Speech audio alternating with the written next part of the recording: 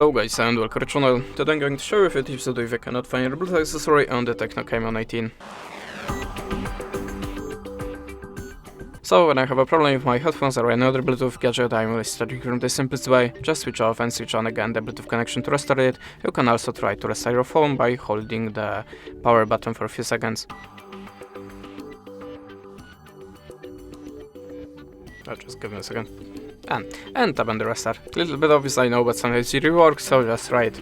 On the start, you have to be sure that your Bluetooth accessory is in the pair mode. How to activate pair mode? You will find the manual on your device or maybe on your YouTube channel, so you have to be sure that your Bluetooth accessory should be visible on your device, it's just it. Okay, and you're sure, but it's still not visible for the phone, go to the settings, then tap on the system and choose reset phone. Now tap on the Wi-Fi settings and as you can see there will have a Bluetooth included, and choose reset settings again, configure pattern, and that's it. After that, look for the device again in the Bluetooth list. After that, you can also try to update your system. How to do it? Just open the settings, system, and choose the system update. Then check. If you have an update, download that and install.